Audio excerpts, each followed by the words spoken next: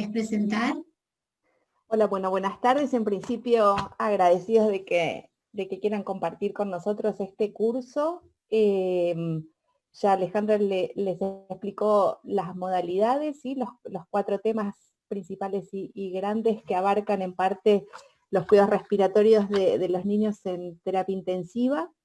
Me presento un poco, mi nombre es Andrea Canepari, yo soy kinesióloga, coordino el área de pediatría de la sección de cuidados respiratorios del Hospital Italiano, y soy kinesióloga del Hospital de Niños Ricardo Gutiérrez, y bueno, nos vamos a ver en un par de semanas, más específicamente con ventilación mecánica. Bienvenidos. Alci, si podés activar tu micrófono. Ahí está. Bueno, buenas tardes, gracias por la invitación. Y bueno, yo soy María Alcira Molina, soy kinesióloga de planta en pediatría en el Hospital Universitario Austral de Pilar. Y no mucho más para agregar. Vamos, bueno. Ahí nos están escribiendo de Chile, Perú. Buenísimo.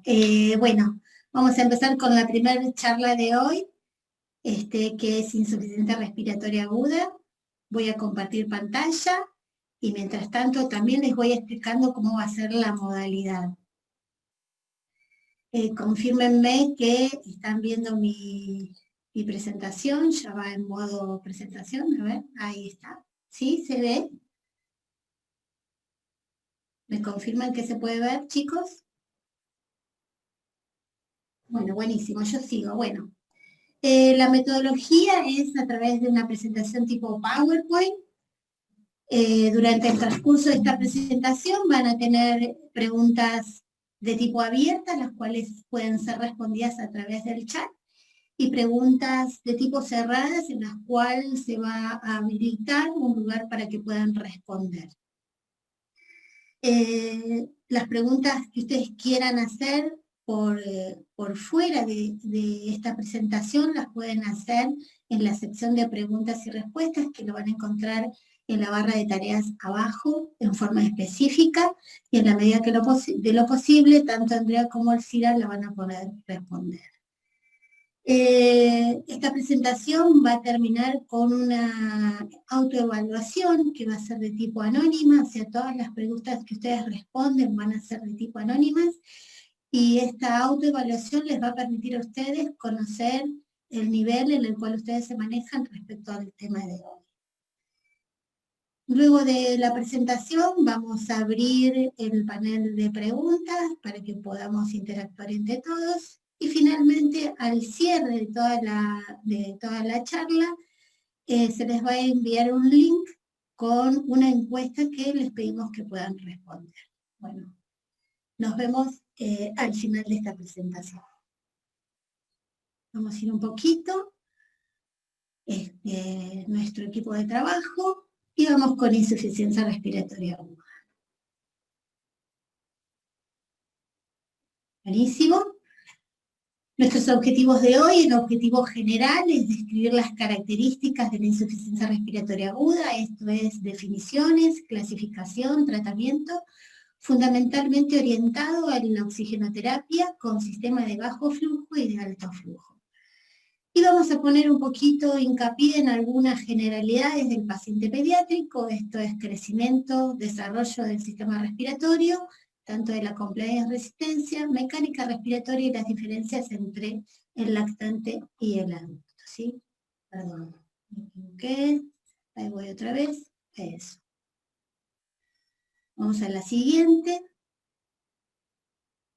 A ver, ahí está. Perdón, Vamos a cerrar con las conclusiones. Buenísimo. Y con una autoevaluación.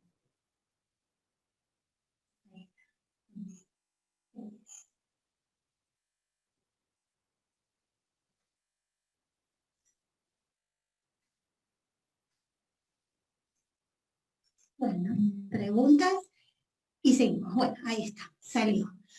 Bueno, la función del pulmón. La función principal del pulmón consiste en garantizar un intercambio de gases adecuado para las necesidades del organismo. Esto es un aporte de oxígeno necesario a la sangre arterial para las demandas metabólicas del tejido, y por lo tanto también está en relación a la eliminación de CO2 de la sangre venosa mixta, producto de este metabolismo. La eficiencia del pulmón permite que se adapte a condiciones extremas como puede ser la altura y las enfermedades, fundamentalmente las respiratorias, que van a afectar su funcionamiento. El oxígeno y la CO2 junto con el nitrógeno son los 3 gases esenciales considerados fisiológicos o respiratorios que el pulmón moviliza continuamente. El alvéolo y sus capilares que lo rodean son la unidad funcional del pulmón.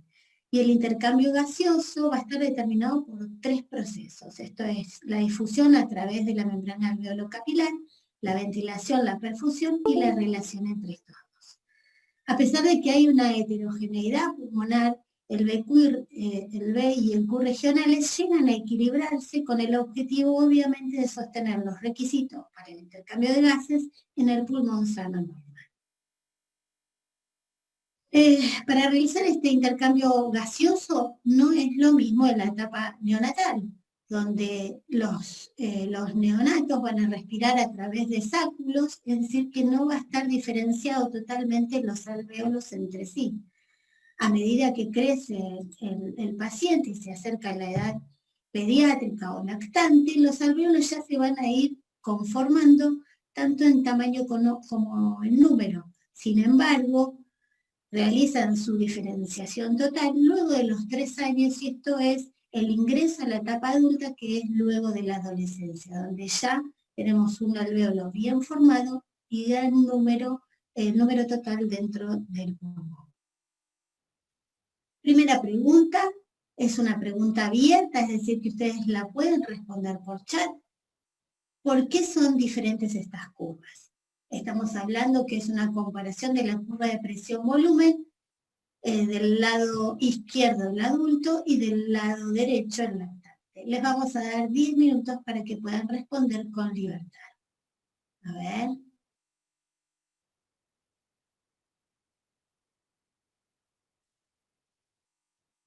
Muy bien. Componente elástico de la caja torácica, me gusta mucho eso. Silvina, muy bien, por las diferencias en compliance. Hermoso. Necesitamos 1 o 2 más. Me gusta lo del componente elástico de la caja torácica. ¿De quién? ¿Sí? Compliance, muy bien. ¿De quién? ¿De quién estamos hablando? Les doy 2 segunditos más. Por la elasticidad de la caja torácica del niño. Muy bien. ¿Por qué es diferente el tórax? Muy bien. Buenísimo, porque alta complacencia del niño. Bueno, genial. Vamos a seguir. Exacto, ¿sí? Justamente existen diferencias. A ver, ahí está. Existen grandes diferencias entre el paciente pediátrico y el adulto, justamente porque estamos en términos de crecimiento y desarrollo. El niño va a necesitar mucho tiempo para que su compliance, tanto estática como dinámica, mejoren a lo largo de la vida. Y lo mismo va a pasar con la resistencia. De altas resistencias en la vía aérea, vamos a necesitar un tiempo, y este tiempo está medido respecto a la altura para que esta resistencia disminuya.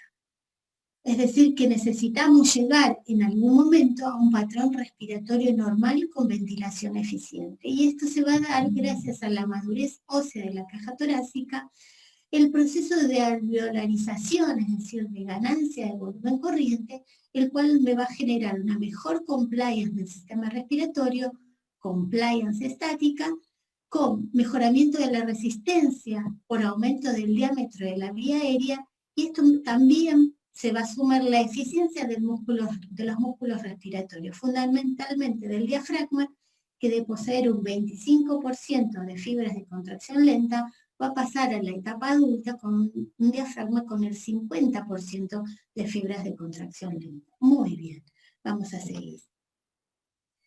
Vamos con nuestro caso clínico. Niña de 9 meses, 9 kilos, que ingresa a la guardia por un cuadro de fiebre y dificultad respiratoria de 3 días de evolución.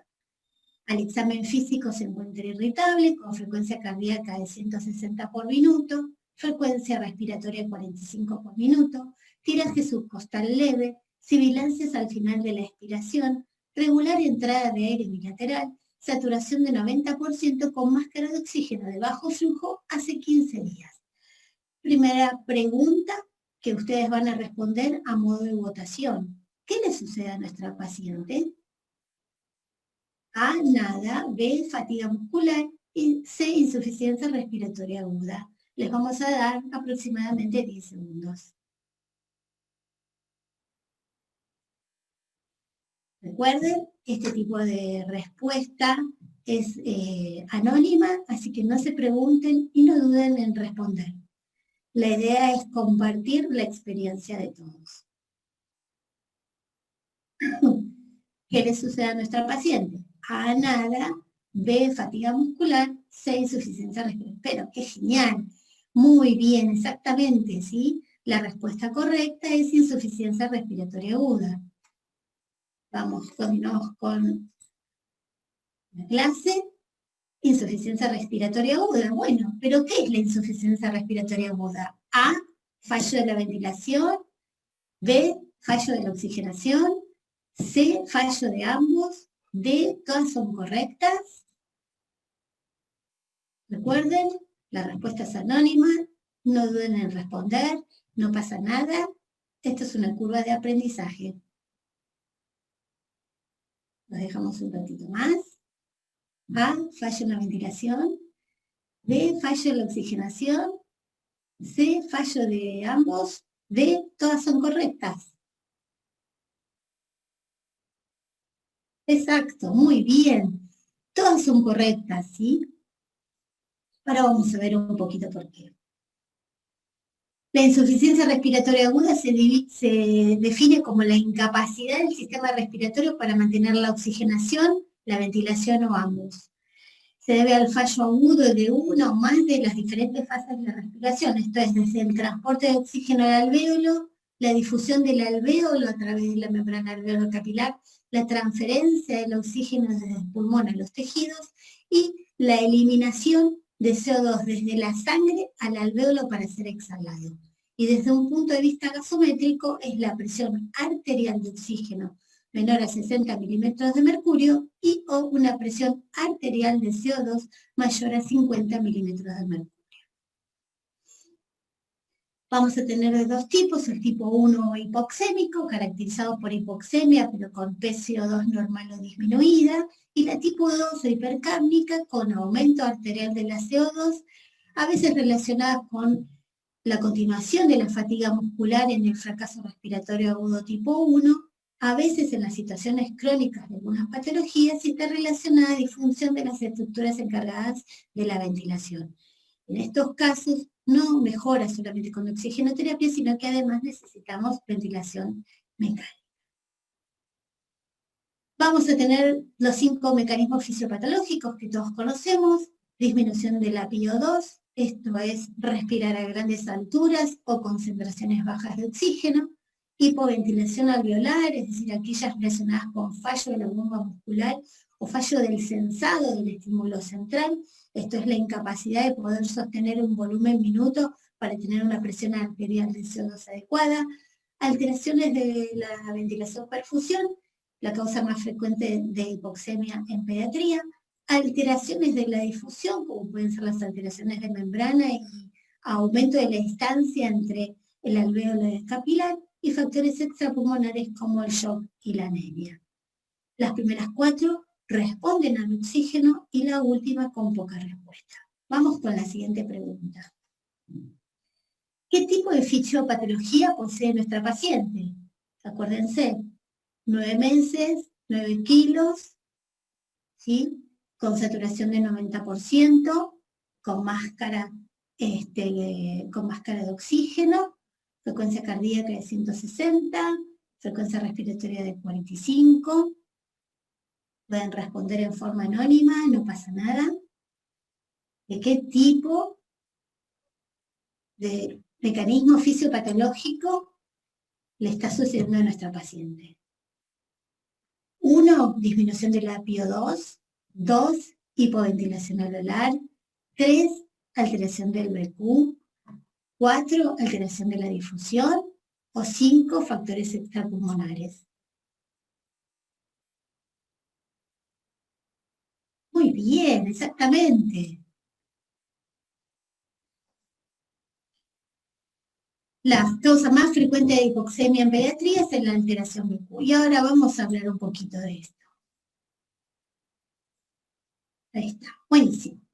Bueno, si nosotros tomamos la relación BQ, ventilación-perfusión, como en un amplio espectro, en los cuales vamos a tener varios valores de BQ, lo que sabemos es que las unidades con BQ igual a 1 son aquellas consideradas normales porque están bien ventiladas y bien perfundidas.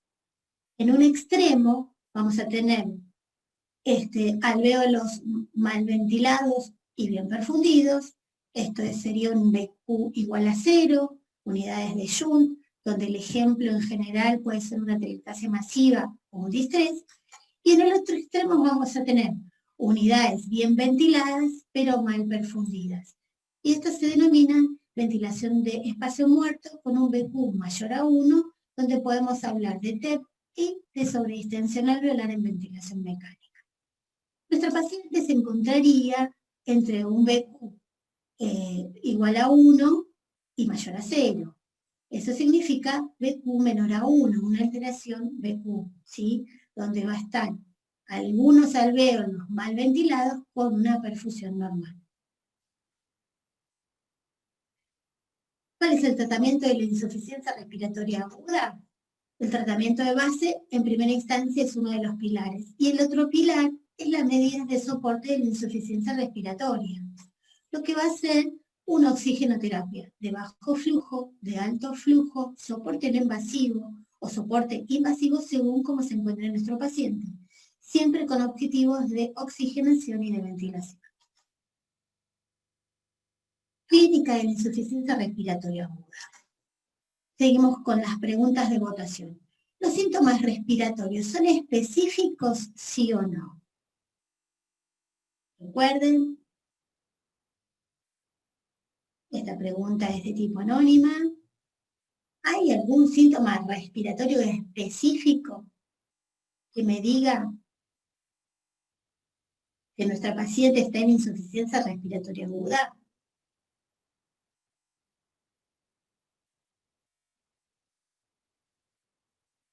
Muy bien, bueno, acá ya empezamos con el debate. ¿Los síntomas respiratorios son específicos?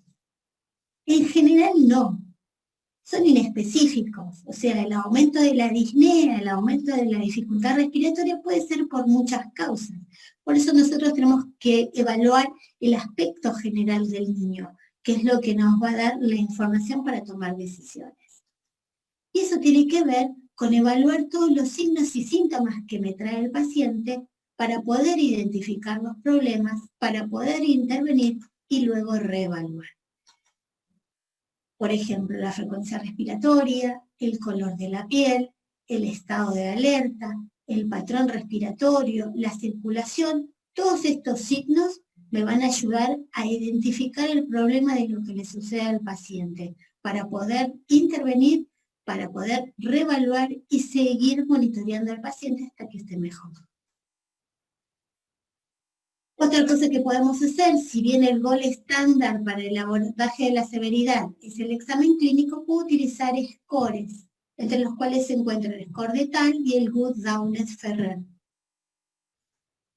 Recordemos un poquito a nuestra paciente.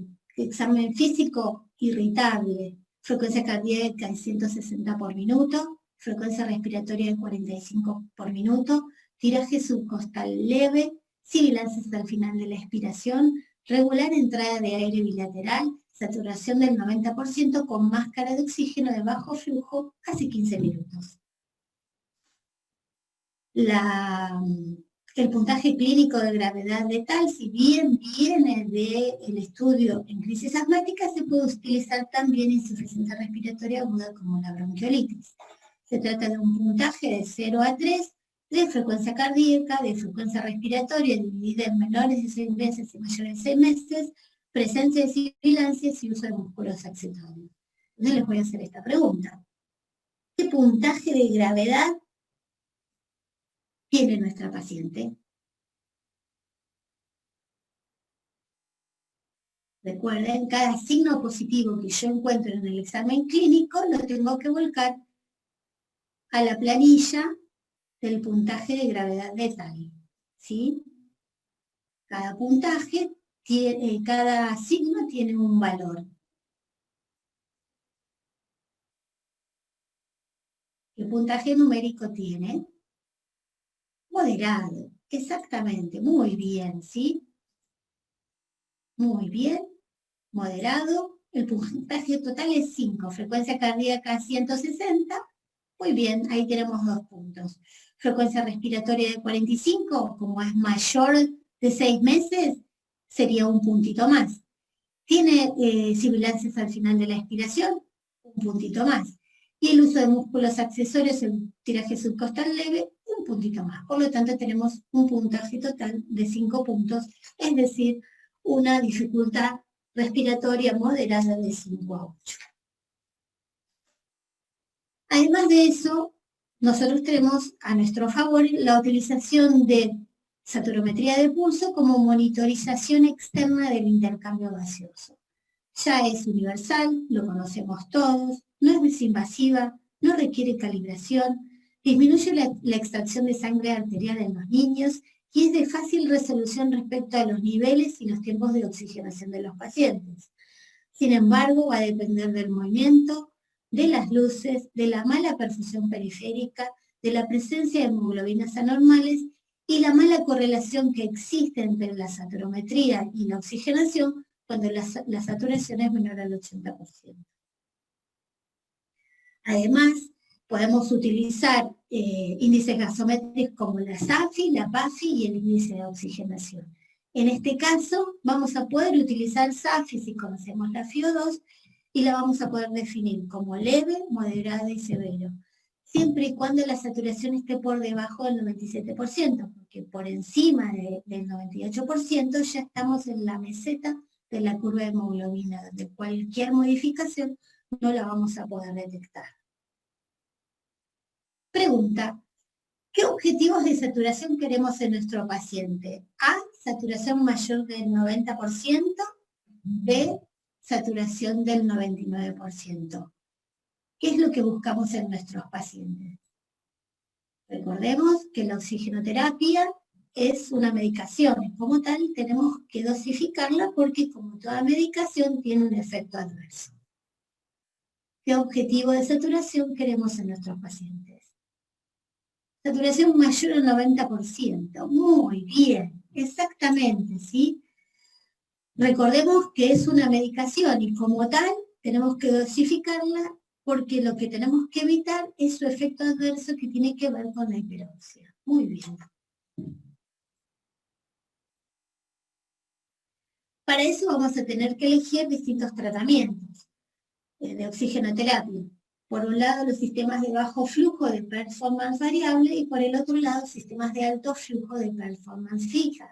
Los de bajo flujo, performance variables, la FiO2 es variable y es aproximada porque el patrón respiratorio lo que va a hacer es diluir esta FiO2 porque va a incorporar aire ambiente. Entonces, de esta forma, la FiO2 va a bajar.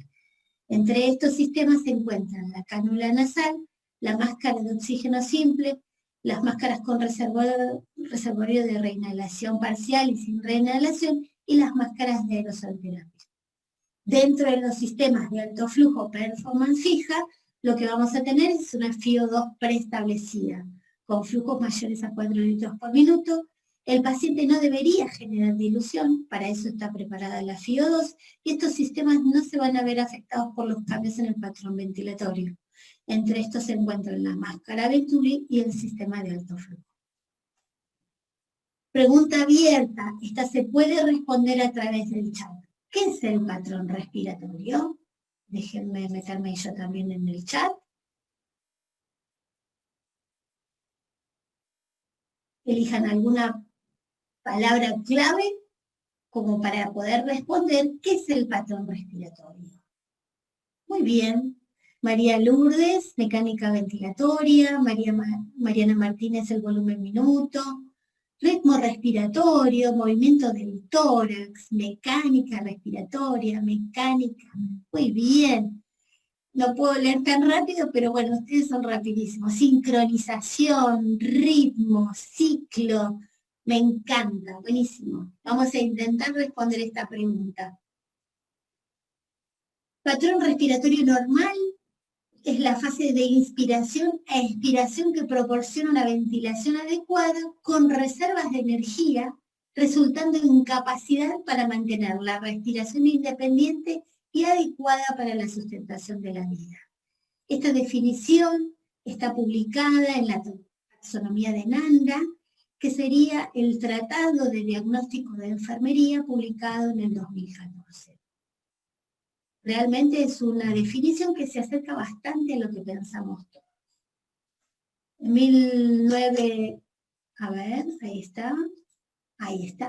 1985, Shigeoka mide el volumen de oxígeno por inspiración en diferentes frecuencias respiratorias, entre 10 y 40 respiraciones por minuto. Y aún agregando 1 litro de oxígeno, 2, 3, 4 litros, encuentra que el volumen de oxígeno por inspiración cae. Y establece una ecuación en la cual la cantidad de oxígeno, es decir, medido en mililitros, va a depender del consumo de oxígeno por la frecuencia, de la relación TI-TTOT y del espacio muerto, el BT menos BD por el BT, dividido en BT, ¿sí? Entonces se encuentra que hay un efecto no lineal con el aporte de oxígeno, porque a medida que aumenta la frecuencia respiratoria, yo no puedo agregarle volumen de oxígeno a este paciente. Y esta es una de las bases de la racional del uso de sistemas de alto flujo. El patrón respiratorio normal se trata de sostener un pico flujo inspiratorio que en humanos es de 0,05 litros kilogramo minuto. Sin embargo, frente a una anoxa, alguna enfermedad que nos complique un poco, vamos a dar comienzo al inicio de los mecanismos compensatorios, de esos que estuvimos hablando recién, la frecuencia cardíaca, la frecuencia respiratoria, el volumen minuto, la activación de los músculos expiratorios, que van a intentar sostener esta presión arterial de oxígeno y CO2 dentro de niveles normales, pero a costa de un aumento de este pico flujo inspiratorio. Por lo tanto, si esto continúa en el tiempo, estos mecanismos compensatorios ya no van a poder sostener este nivel de oxigenación y CO2. Por lo tanto, va a sobrevenir la claudicación respiratoria inminente. Recordemos un poco los datos positivos de nuestra evaluación de nuestra paciente, todos los que ven ahí, más el score de tal, que es un dato nuevo, igual a 5, lo cual nos mostraba una dificultad respiratoria de moderada a grave. Pregunta para todos, no es necesario señalarlo. Nosotros tenemos que reconocer estos signos y síntomas, ahora tenemos que intervenir, y luego de intervenir tenemos que reevaluar. Nuestra paciente más o menos estaría acá, en una falla respiratoria temprana, estamos hablando de un score de moderado a grave. Empieza a utilizar sus mecanismos compensatorios, ¿sí?, para tratar de mantener su presión arterial de oxígeno y de CO2. ¿Sí? Entonces, la evolución en el tiempo, ¿qué hacemos nosotros? Subimos oxígeno de bajo flujo, le ponemos CAFO, le ponemos BNI, directamente vamos a RM. Esta es una pregunta que no necesariamente tienen que responder. Bueno, acá ya dicen CAFO, genial, me encanta. Bueno, ¿tienen experiencia en tratamiento con CAFO? Esta también la pueden responder.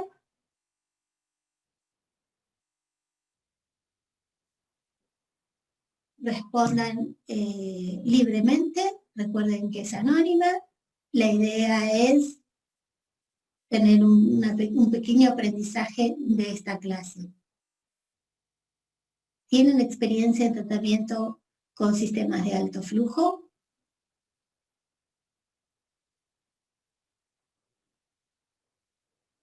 Bueno, Bueno, acá voy a leerla. A, sí muy poca. B, sí poca.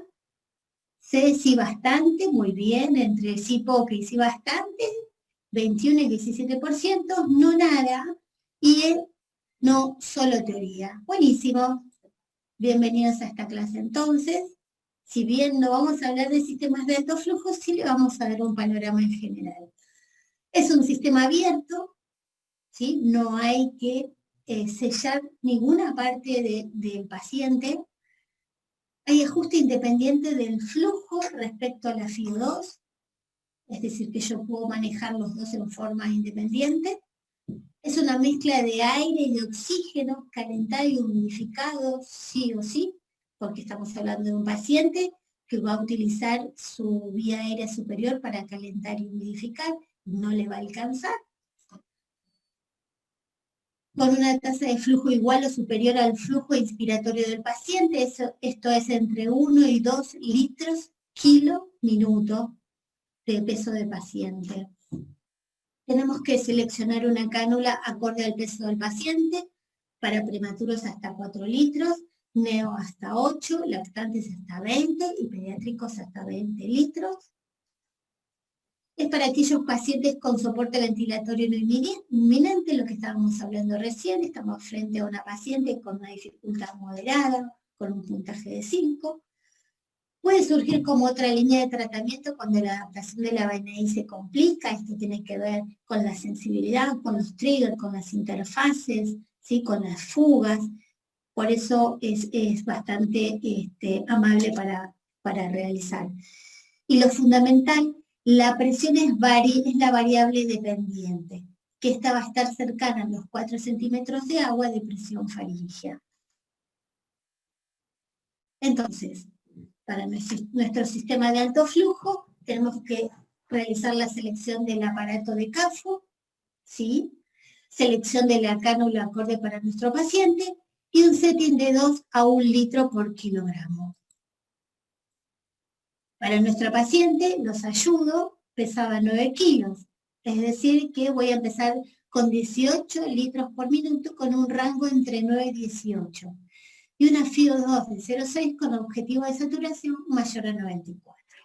Si me permiten, vamos a hacer una pequeña pruebita con un respirador, a ver si todo sale bien, parecería que sí.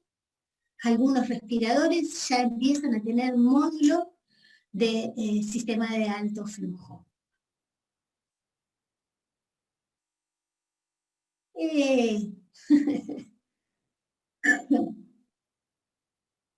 Buenísimo, vamos a omitir la parte de calibración, solo en este caso. Vamos a poner niño. Vamos a ir acá a terapia de flujo, ¿sí? Recuerden que para la realización de la terapia de alto flujo necesitamos solo la rama inspiratoria. La rama inspiratoria se guarda en un guante estéril a un costado. Ale, perdón, no estás compartiendo la pantalla. Oh, ahí voy, gracias. A ver, ahí. Nueva función. Ahí, perdón, ahí estoy. Buenísimo. Yo acá entré ya en el módulo de terapia de alto flujo. Vamos a setear 18, que es el flujo inicial de nuestro paciente. Ahí va. Muy bien, hago clic. Y vamos a subir la FIO2 a 0,6, recuerden que la FIO2 a 0,6 es el nuevo 100%. Más de eso se intenta no... Muy bien, me está avisando que subí la FIO2 y ahí comenzamos con el tratamiento de alto flujo con un setting de 18 litros por kilogramo de peso, pesa 9 litros, esto es 2 por kilogramo de peso, con una FIO2 de 60. Vuelvo a compartir la presentación. Muy bien. Eso. Confírmenme de que están viendo esta parte. Ya elegimos el aparato, elegimos la cánula, una cánula pediátrica, setting de 2:1, flujo de 18, FIO2 0,6 con objetivo de saturación mayor del 94%. Hemos elegido el módulo de terapia de flujo y hemos seteado el flujo, la FIO2. ¿Sí? Seguimos. Los criterios de éxito es reducción del 20% de frecuencia cardíaca y respiratoria en la primera hora, descenso de puntaje de score, que también nos va a servir para ver la evolución de nuestro paciente, mejoría y estabilización de la saturación, reducción de FIO2 y reducción del trabajo respiratorio. Y los criterios de fracaso van a ser aumento de la frecuencia respiratoria y de la cardíaca, 20% de la inicial, aumento del score de uso habitual, saturación menor al 90-92% con FIO2 aumentada, recuerden que nuestro límite superior debería ser el 60%, deterioro del sensorio y descompensación hemodinámica. ¿Cómo hacemos el destete del sistema de alto flujo? Descendemos FIO2 con monitorización de frecuencia cardíaca, frecuencia respiratoria y saturación, con una saturación entre 94 y 97%, recuerden la SAT-FIO2, y luego reducir de los 2 litros por minuto a 1,5 litros y a 1 litro con una FIO2 menor al 40%, también con una saturación entre el 94 y 97%. Y no es necesario llegar al 21%, ¿sí? Vamos otra vez a nuestro respirador. Voy a poner nueva función. Ahí está. Vamos a bajar a 1,5 litros. Esto es 13. ¿Sí? Perdón, primero tenemos que bajar la FIO2 al 50%, con flujo de 18. Ahí, perdón. Ahí está. ¿Sí? Y seguir bajando en la medida que nos deje nuestra paciente. Vamos otra vez a la presentación.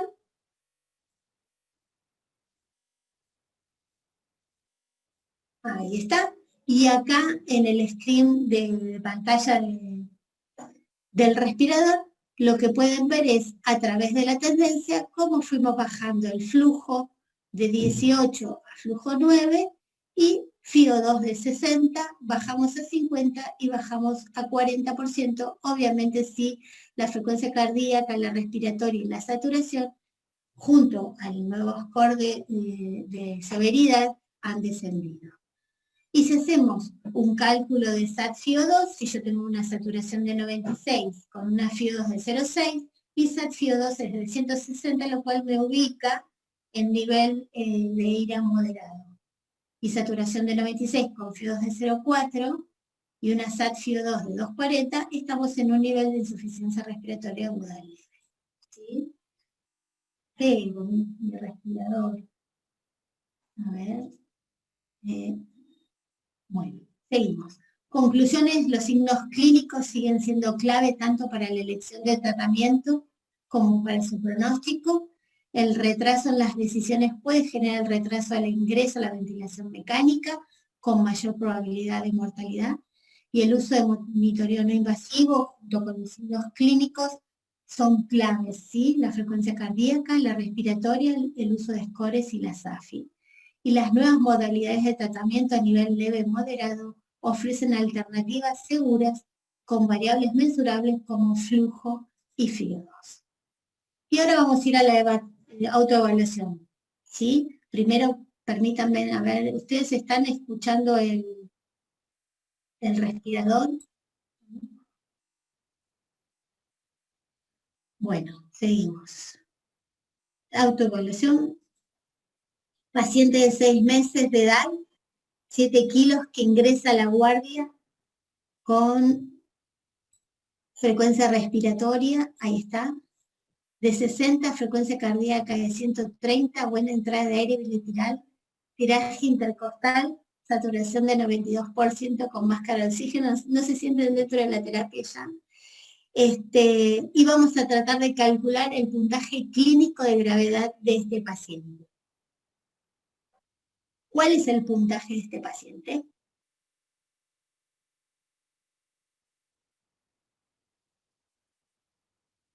Recuerden, hagan el cálculo del puntaje de este paciente de 6 meses, cuáles son los signos y síntomas positivos para hacer el cálculo de la dificultad respiratoria,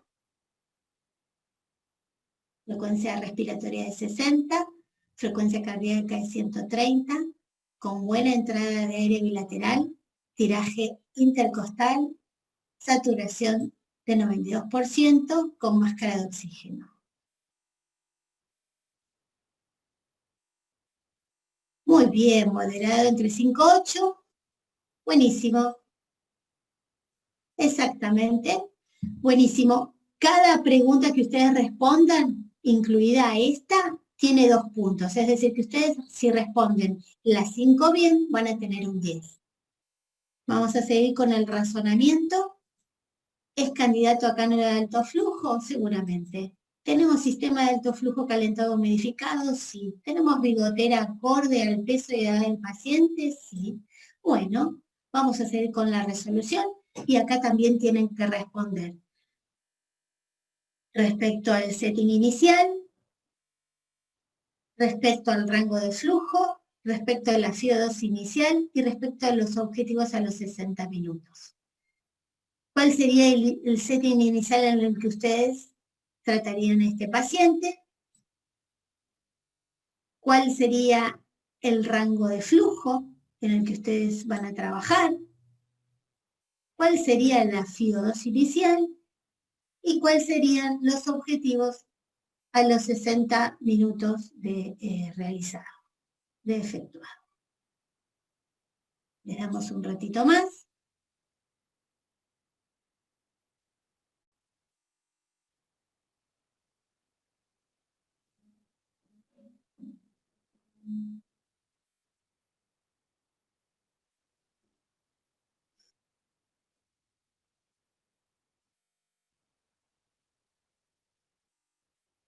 Buenísimo.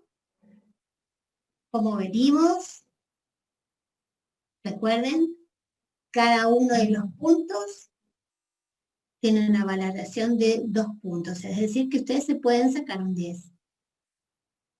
Respecto a la primera pregunta, que ya la respondimos todo, y luego las 4 de resolución. Muy bien. Excelente. Hermoso. Y ahí va. Muy bien, 14 litros 7 inicial, rango de flujo de 7 a 14, FIO2 inicial de 0,6 para saturación 94-98 y objetivo a los 60 minutos, reducción de parámetros de score y descenso de FIO2. Por lo tanto, están todos aprobados.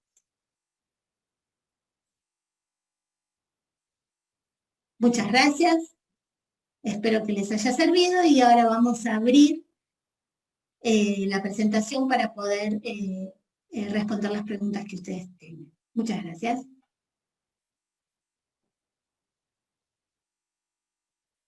Déjenme.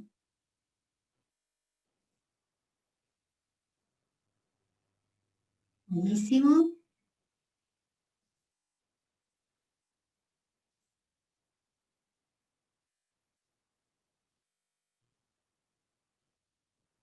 Ahí está. Perdón, ahí está, dejo de compartir.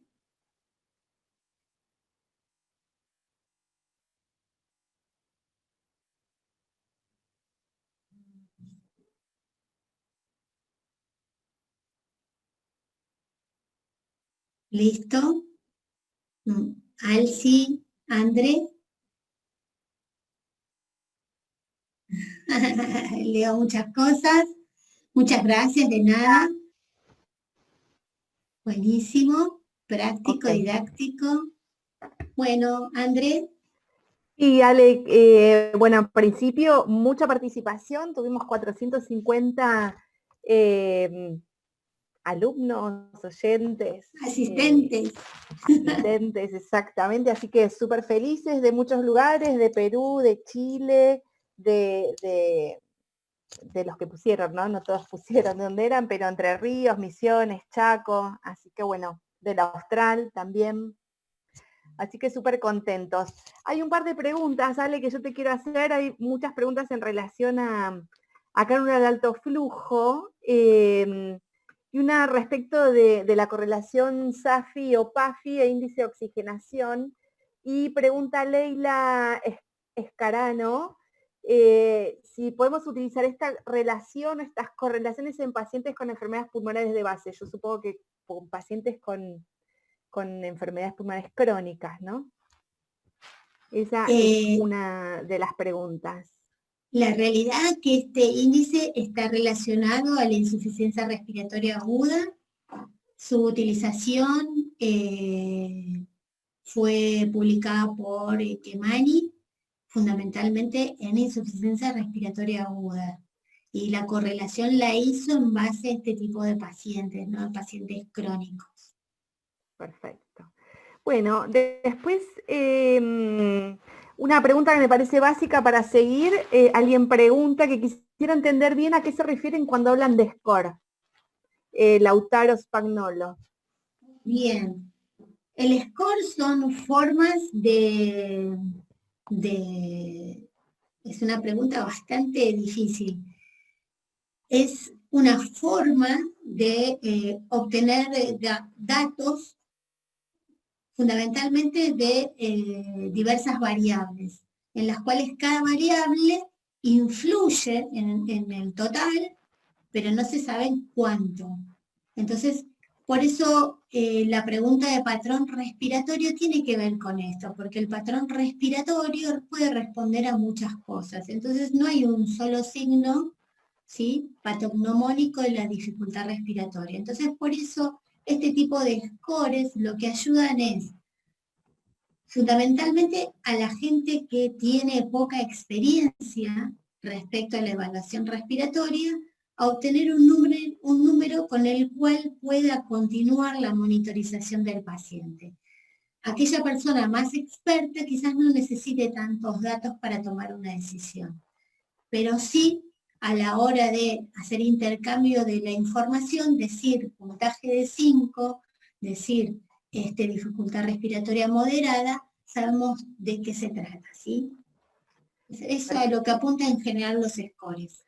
Perfecto. Perdón, Ale, sí. André te pregunta lo del score. Acá justo en el chat están preguntando si para bronquiolitis recomendamos alguno más que no sé, otro que no sea el score de tal. No, en realidad nosotros lo pusimos en la charla como para que tengan un indicativo más, además de la frecuencia cardíaca y la respiratoria. En general, los trabajos que hablan de bronquiolitis hablan de que tanto la frecuencia cardíaca como la respiratoria por sí mismas pueden ser un monitoreo ideal en el seguimiento del paciente pediátrico, fundamentalmente la frecuencia respiratoria. Pero muchas veces uno necesita algún dato más, y esos datos sí los puede ofrecer un score. Perfecto. Ale, otra pregunta, que pregunta Natalia Valverde, respecto, a mí se me ocurre que es ¿por qué usamos esta saturación con el índice de SAFI? Dice, ¿debemos llegar a 94 de saturación o 99? ¿Cuál sería el objetivo de saturación que necesitamos para nuestros pacientes? Bueno, en primera instancia, recuerden que tanto las cánulas de bajo flujo, los sistemas de bajo flujo como los sistemas de alto flujo, se refieren más que nada a dificultades respiratorias de leve a moderadas. Eso significa que es un paciente que está ingresando en insuficiencia respiratoria aguda.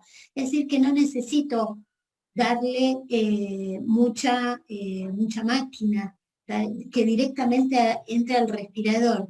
Posiblemente son pacientes que necesitan un apoyo con un poco de presión y un poco de oxígeno para lograr una saturación entre 94, 97 y 98%, ¿sí? No son pacientes que están muy graves, sino que comienzan con su dificultad respiratoria. Y para hacer la SAT-FIO2 se necesita el valor límite del 97% porque está relacionado a la curva de hemoglobina. Cuando ya los pacientes empiezan a saturar 98, 99, 100, estamos hablando de la meseta de la curva de hemoglobina, es decir, que cualquier variación, cualquier decisión que yo tome, va a estar en realidad solapada por el valor del 98-99%. Por eso, todo apunta a regular mejor la dosificación de la FiO2, ¿sí? Del oxígeno que yo voy a aportar a nuestro paciente. Porque posiblemente no necesitamos que sature 98, 99, 100%. Necesitamos que sature un poquito más, porque justamente está en dificultad, en insuficiencia respiratoria aguda. No buscamos la perfección de los gases ni la saturación. En relación a esto, preguntan, dice que el oxígeno no debe exceder en su cantidad para evitar una hiperoxia.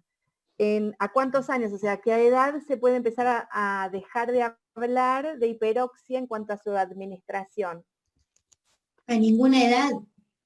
Recuerden que es una medicación, que lo que hace la hiperoxia en realidad es desnitrogenar el alvéolo.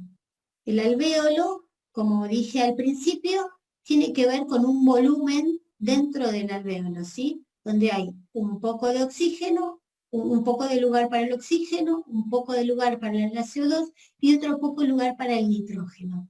Si nosotros lavamos el nitrógeno, los alvéolos van a tender a colapsar. Y eso es lo que tenemos que evitar. Y si nosotros lo podemos manejar a través de la oxigenoterapia, es decir, tratar de no realizar una hiperoxia, ¿sí? Estamos manteniendo el volumen normal que tiene que tener un alvéolo. Perfecto. Yo tengo otra pregunta, si no, sí. Andrés. Dale. No, acá en el chat están preguntando bastante por CAFO, más que nada preguntan en cuanto a la elección, cómo hacemos la elección de la cánula, que creo que tenías una diapo ahí a mano, y después también en realidad están preguntando si siempre se inicia con el máximo flujo a 2 litros kilo minuto y cuánto tiempo esperar. Bueno, respecto a la elección de